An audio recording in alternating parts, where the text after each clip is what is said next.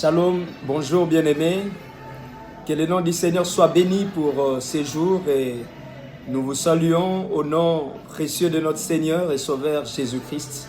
Nous voulons donc passer un temps d'exhortation avec vous pendant quelques minutes pour déposer l'assurance dans nos cœurs et que la grâce de Dieu puisse se manifester encore dans nos vies. J'aimerais prier avant que nous puissions lire la parole de Dieu. Seigneur, merci pour ces moments que tu nous donnes. Que ton nom soit grandement élevé, Jésus, pour ta fidélité et ton amour. Et merci pour ce temps que tu nous donnes à partager ta parole. Merci de bénir, Seigneur, au Dieu, cette exhortation. Merci, au Dieu, de déposer l'assurance dans nos cœurs, Seigneur, et de nous faire énormément du bien. Bénis ta parole, Seigneur, et bénis mon frère, bénis ma soeur. Au nom de Jésus, nous prions et nous disons Amen. Que Dieu soit béni, bien-aimés. J'aimerais vous apporter une exhortation pendant quelques minutes.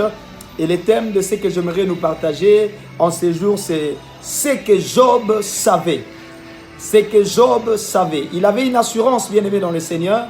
Et c'est la même assurance que j'aimerais que nous puissions avoir en ces temps difficiles, en ces moments où il y a beaucoup de choses qui se passent et que il y a la peur, il y a l'angoisse, il y a toutes ces mauvaises choses qui sont devant nous.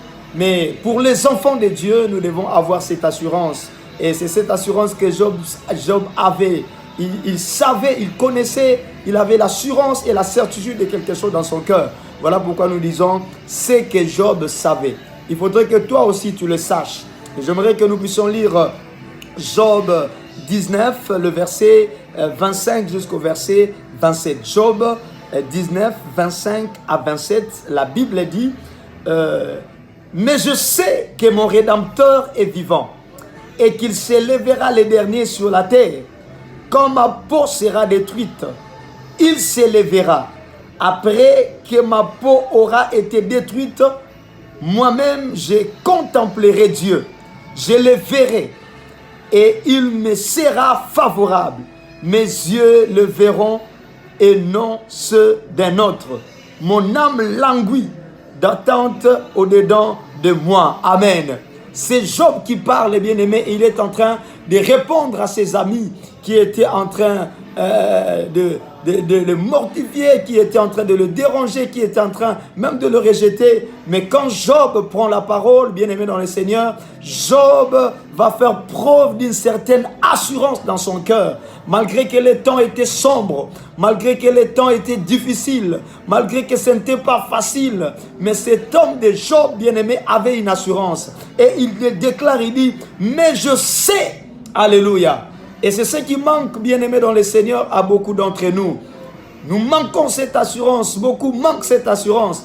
Mais nous devrions savoir une chose, bien-aimé, et que c'est ce que Job savait. Il dit, je sais que mon Rédempteur est vivant. Job parle donc du Rédempteur. Il parle et il évoque la rédemption. Il parle de son Rédempteur à lui. Il est en train de s'approprier de ces Rédempteurs-là. Il dit, mon Rédempteur. Bien-aimé dans le Seigneur, c'est l'assurance que nous devrions avoir. Bien-aimé, et ce matin, disons à ce jour, j'aimerais donc nous partager quelques vérités. Il y a 4 choses que Job savait. La première, c'est que il connaissait son Rédempteur. Il savait que son Rédempteur était vivant et il savait qu'il allait s'élever et qu'il n'allait pas s'élever les premiers mais les derniers. Et ce matin, aujourd'hui, je parlerai d'abord de son Rédempteur. Il dit, je sais que mon Rédempteur. Arrêtons-nous d'abord là. Je sais que mon Rédempteur. Oui, il dit mon Rédempteur, pas notre Rédempteur, pas le Rédempteur des autres,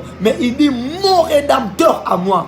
Bien-aimé dans le Seigneur, si vous avez cette assurance, si vous avez cette assurance dans votre cœur, que Jésus est votre Rédempteur, alors ne craignez pas. Ne craignez point, Jésus, notre Rédempteur. Et Job dit, mon Rédempteur à moi. Et vous savez, quand on parle des Rédempteurs, et on fait donc allusion à la rédemption, mais quand je parle, nous parlons de rédempteur, c'est mot hébreu parlant de Goël. Oui, Job avait l'assurance d'un proche parent, de celui qui pouvait avoir les moyens de les racheter, les moyens d'intervenir à sa situation. Le mot donc Goël, qui était un proche parent, qui pouvait avoir le pouvoir, disons, qui avait le pouvoir de racheter et de venir intervenir pour lui. Et on nous parle aussi de ce type de rachat par les proches parents. La rédemption qui signifie délivrance par le paiement d'un prix. Et il devait donc avoir quelqu'un qui devait payer le prix pour racheter ou pour racheter Job. Et Job avait cette assurance qu'il y a quelqu'un qui avait le droit de rachat sur lui et que quand cette personne-là va intervenir, sa situation n'allait pas rester la même. Son problème, sa situation, son cas n'allait pas rester le même. Et il avait cette assurance-là. Il dit, mon Goël, oui, est-ce que tu as l'assurance de ton Rédempteur? Tu as l'assurance que ce Rédempteur peut faire quelque chose pour toi. Tu as l'assurance, frère, sœur. J'aimerais que cette assurance naisse encore dans le cœur pendant ces moments difficiles que nous sommes en train de traverser dans notre monde. L'humanité est secouée aujourd'hui, mais il y a de ceux-là qui n'ont pas d'assurance. Mais pour toi, mon frère, ma sœur, j'aimerais que tu réveilles cette assurance dans ton cœur que mon Rédempteur est vivant, que ton Rédempteur est vivant. Et s'il n'est pas encore ton Rédempteur, c'est encore une occasion pour toi, afin que cette assurance naisse dans ton cœur pendant ces moments difficiles que l'humanité est en train de traverser. Et celui qui a le droit des rachats, Job le savait, dit, mon Rédempteur, peu importe les crises, peu importe la dégradation de mon état de santé, mais je sais une chose, peu importe la situation que je suis en train de traverser, mais je sais, il le savait, il dit, je sais que mon Rédempteur. Et bien aimé dans le Seigneur, il y a 4 vérités à savoir sur les rédempteurs ou la rédemption que j'aimerais que nous puissions partager avant de prier. Quand nous parlons de rédempteur ou de rédemption, la première vérité que j'aimerais que vous puissiez souligner, et c'est ce que Job savait quand il disait mon Rédempteur. Premièrement, la rédemption, bien aimée, par un proche parent concernait à la fois la personne et son héritage, ou la personne et ses biens. C'est-à-dire, quand les rédempteurs intervenaient, ils rachetaient la personne, mais ils rachetaient aussi ses biens, son héritage, c'est-à-dire le passif et les actifs, tout ce que la personne avait.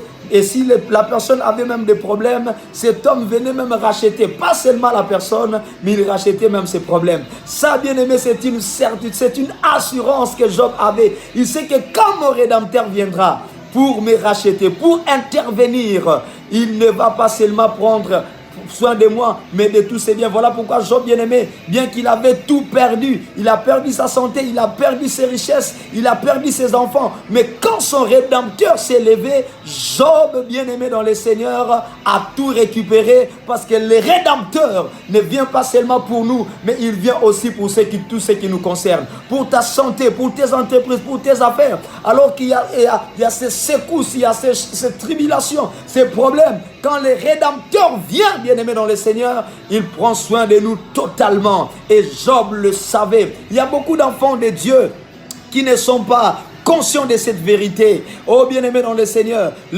qui a sauvé votre âme, il est aussi capable de sauver votre corps, votre santé. Il est capable de sauver votre mariage qui est en train de se détruire. Il est capable de sauver votre entreprise. Il est capable de sauver vos enfants. Il est capable de sauver tout ce qui est à vous, bien-aimé dans le Seigneur, parce qu'il est votre Rédempteur. Et la deuxième chose que Job savait parlant du Rédempteur, et nous devons aussi les connaître, c'est que les rédempteurs devaient être un proche parent, c'est-à-dire quelqu'un de proche. Oui, c'est ce que Jésus est venu faire, bien-aimé dans le Seigneur. Il n'est pas resté au ciel, il n'est pas resté dans sa divinité, mais il est devenu homme pour se ressembler, pour nous ressembler, pour te ressembler, pour devenir proche de nous. Et bien-aimé, quand nous donnons notre vie à Jésus, quand nous ouvrons notre cœur à Jésus, il vient, il devient notre intime, il devient notre proche, et il a donc le droit de rachat. Je n'aimerais pas m'attarder là-dessus. Et troisièmement, les rédempteurs devaient avoir la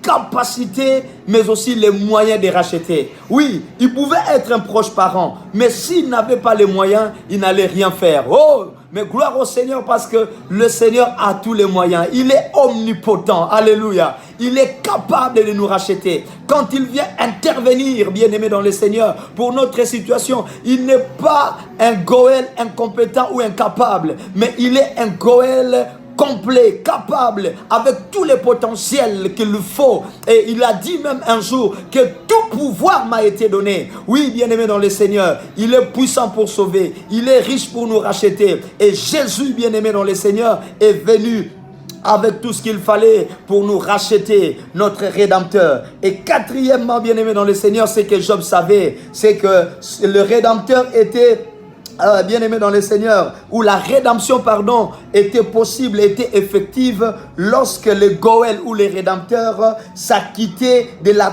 totalité de la somme due pour les rachats. C'est-à-dire, ils devaient tout payer. C'est quand le Goël ou les rédempteurs avaient tout versé, c'est en ce moment-là que les rachats étaient effectifs, que la personne devenait libre, que la délivrance était effective, bien-aimé dans le Seigneur. Il ne devait pas payer la moitié, il ne devait pas payer une partie, mais il devait payer la totalité. C'est ce que Jésus a fait à la croix de Golgotha. Ce jour-là, il a dit: tout est accompli, bien-aimé. Il a tout payé. Il n'a rien laissé, bien-aimé. Azana Nyongo Mususute, parce qu'il avait tout payé. Et quand les Goël ou les rédempteurs payaient tout, bien-aimé, la personne devait être libre. Pour toi et moi, Jésus a tout payé. Pour toi et moi, Jésus a tout donné. Il a tout accompli à la croix pour que nous ayons la vie. Donc tu n'as pas raison, bien-aimé dans le Seigneur, d'avoir peur. Tu n'as pas raison, bien-aimé, de paniquer dans cette situation qui frappe le monde ou l'humanité.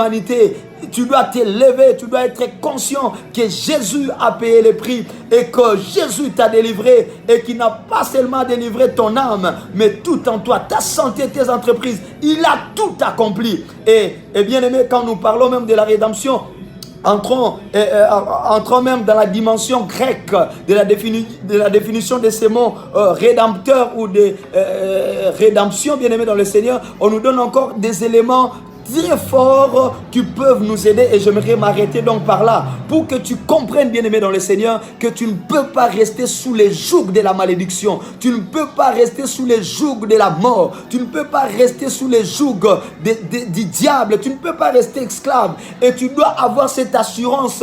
La situation que nous sommes en train de traverser, je confesse que mon Rédempteur à moi est vivant. Il a tout accompli. Et quand on parle en grec, il y a 3 mots que le grec est en train d'utiliser pour nous faire voir que Christ a réellement fait le travail et qu'il a tout accompli, que nous ne devons pas rester dans cette situation, dans cet état, dans cette douleur, dans ces problèmes, dans cette difficulté, dans cette maladie, je ne sais, dans cette conjoncture, dans cette crise, bien aimé, dans cet esclavage, dans cette servitude. Tu dois sortir parce qu'il a tout accompli et il a tout payé. Job le savait, il dit: mon Rédempteur est vivant. Il y a donc 3 mots par lesquels j'aimerais clôturer. En grec, parlant de la rédemption, on nous parle premièrement de agorazo. Agorazo veut dire simplement, bien aimé dans le Seigneur, acheter un objet au marché. Oui, cela vient du terme agora qui veut dire marché, c'est-à-dire on vient acheter quelque chose au marché. C'est ce que Jésus a fait. Nous étions vendus au péché. Nous étions vendus dans ces marchés et nous étions comme des esclaves. Comme Joseph ces jours-là, dans ces marchés-là,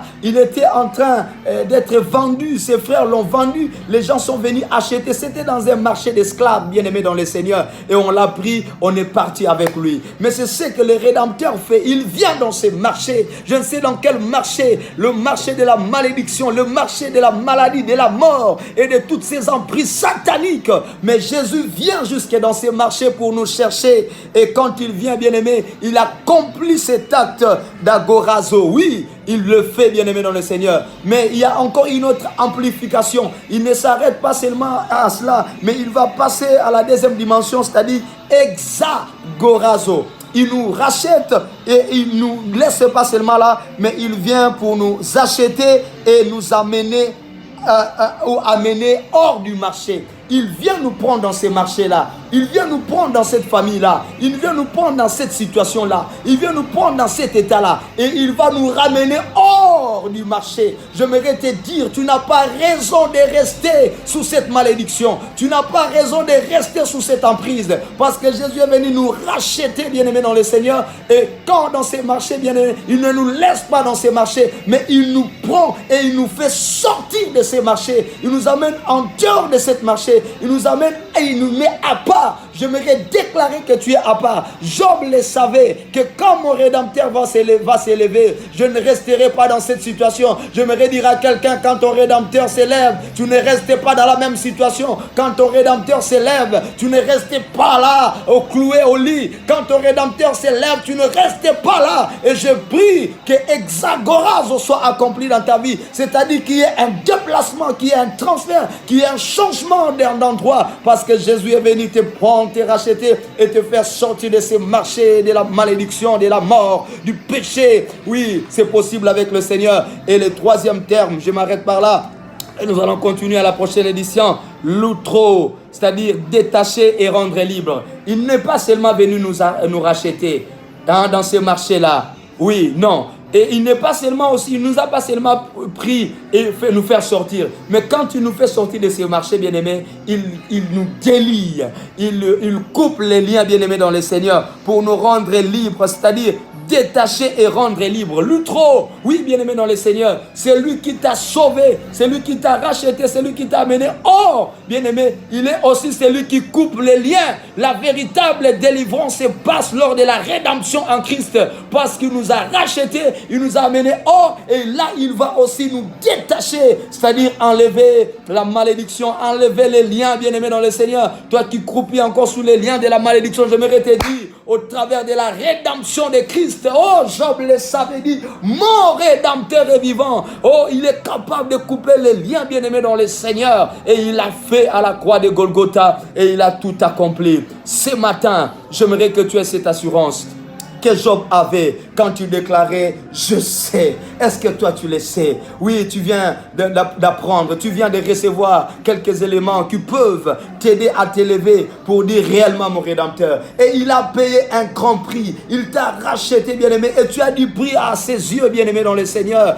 S'il a sauvé ton âme, il est capable de sauver ton corps. S'il a sauvé ton âme, il est capable de sauver tes affaires parce qu'il est ton Rédempteur. Laisse que les rédempteurs où la rédemption devienne une réalité dans ta vie, devienne une vérité ancrée, afin que tu déclares comme Job, afin que tu déclares, pas comme tout le monde, mais avec cette assurance, comme Job, il dit, je sais.